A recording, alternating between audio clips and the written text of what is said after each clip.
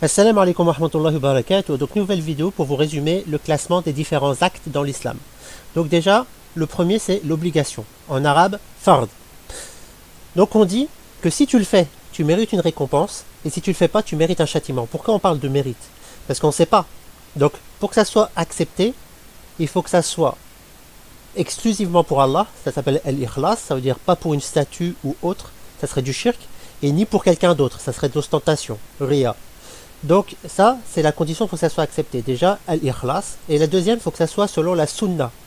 Ça veut dire qu'il faudrait que ça soit selon la législation islamique. Si le prophète ou Allah, si le prophète sallallahu alayhi wa sallam ou Allah ne l'ont pas légiféré, tu ne le fais pas. Donc sinon, si tu le fais, ça devient une bid'a, une innovation, et c'est rejeté dans l'islam. Et deuxièmement, tu mérites un châtiment. Pourquoi? On ne dit pas que tu es châtié, on dit que tu mérites un châtiment parce qu'Allah peut te pardonner. Donc on ne sait pas si Allah il accepte ou il pardonne. Donc on ne peut pas dire que si tu ne le fais pas, tu seras châtié. Mais on dit que tu mérites un châtiment.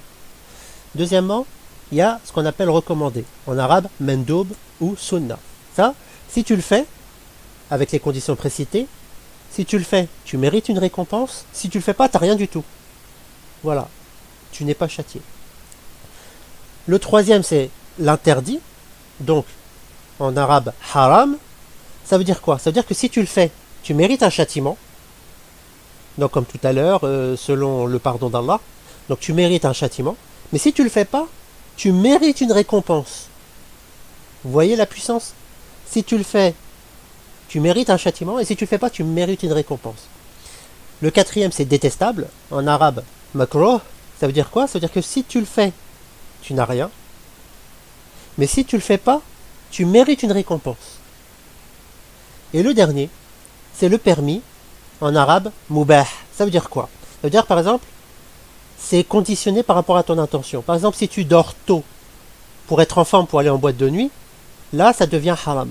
Mais si tu dors tôt pour te lever la nuit pour prier à Allah, là, ça devient une adoration, donc c'est accepté. Et donc, tu peux mériter une récompense. Et voilà, donc j'espère que vous allez partager cette vidéo, et à bientôt, Inch'Allah.